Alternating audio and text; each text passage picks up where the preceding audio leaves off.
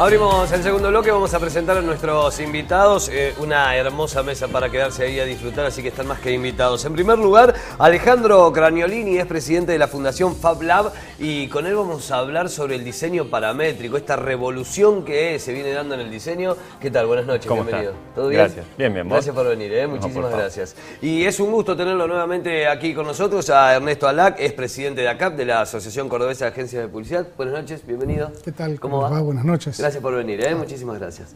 Bueno, vamos a arrancar con el diseño paramétrico. Vemos un informe, nos vamos más o menos dando cuenta de qué se trata esto, nos vamos informando y charlamos con nuestro invitado. Dale.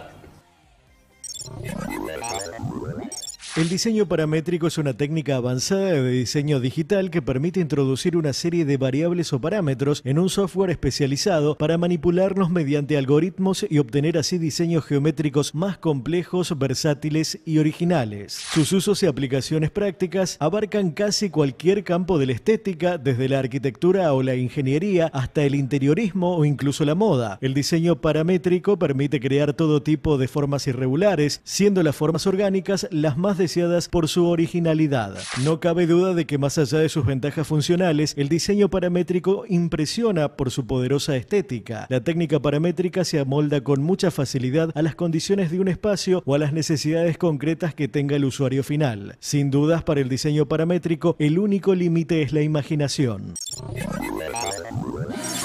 Martín Scorsese. Podría venir por ahí, ¿no? Decía, el único límite es la imaginación y nos quebró la cabeza en la previa, así que...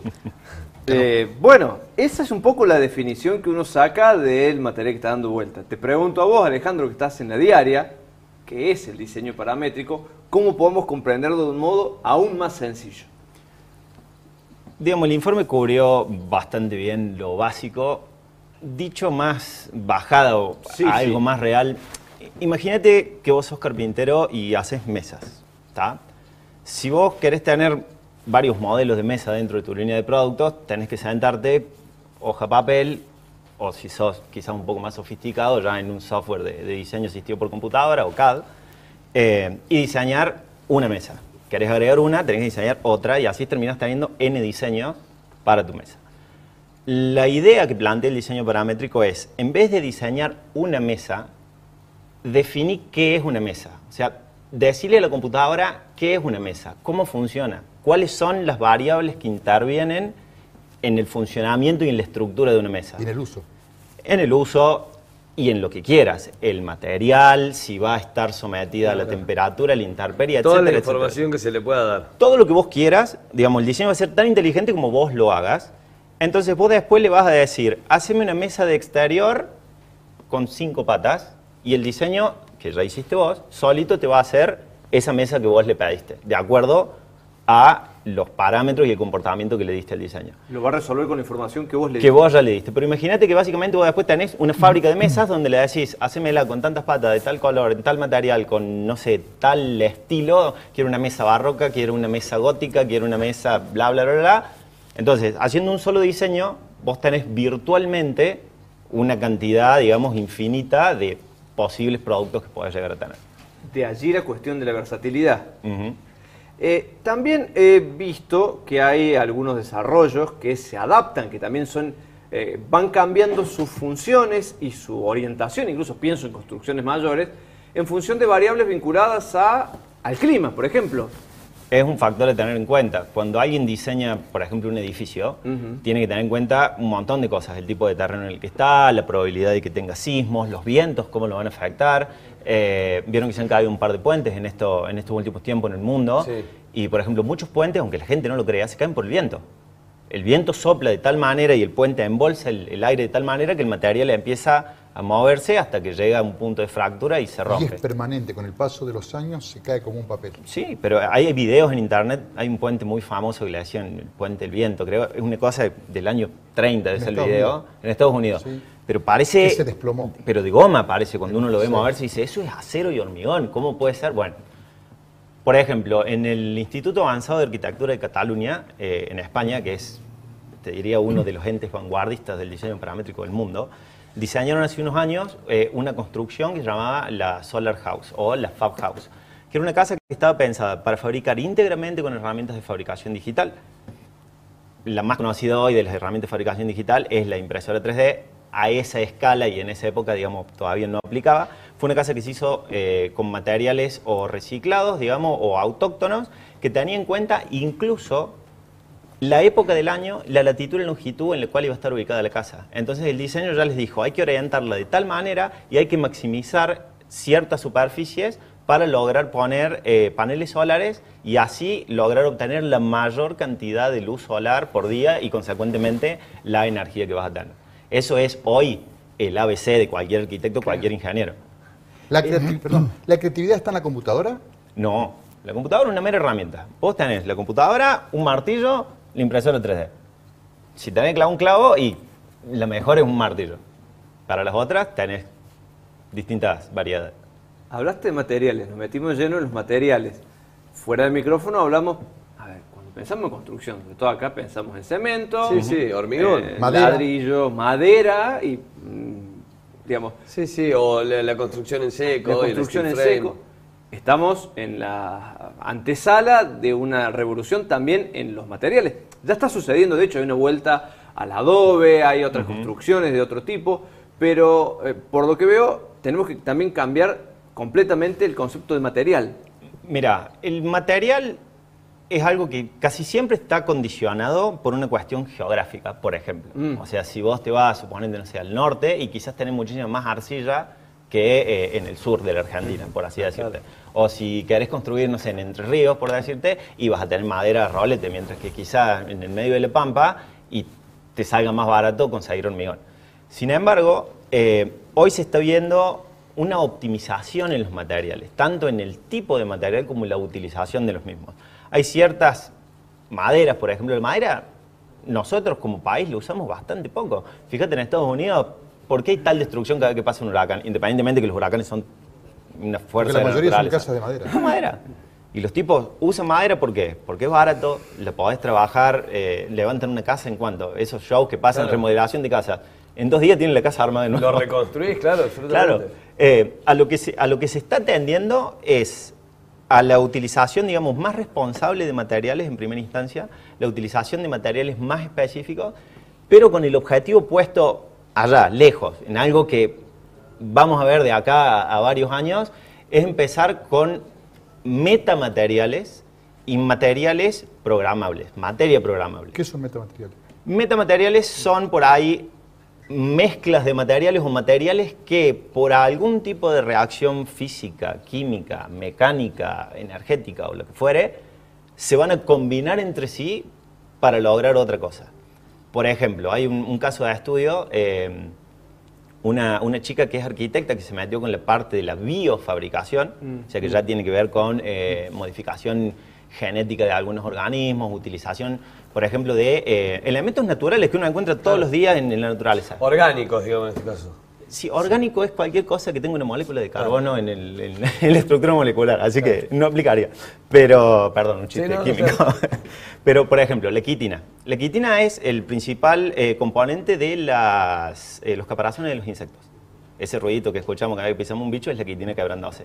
Esta chica produjo la quitina de manera sintética y la utilizó para hacer una especie de alas de libélula, grandes, deben tener como 1,80 m más o menos, y metió, digamos, como las imprimió en 3D, fue capaz de meter cierta estructura mecánica que con el calor hace que eso se abra.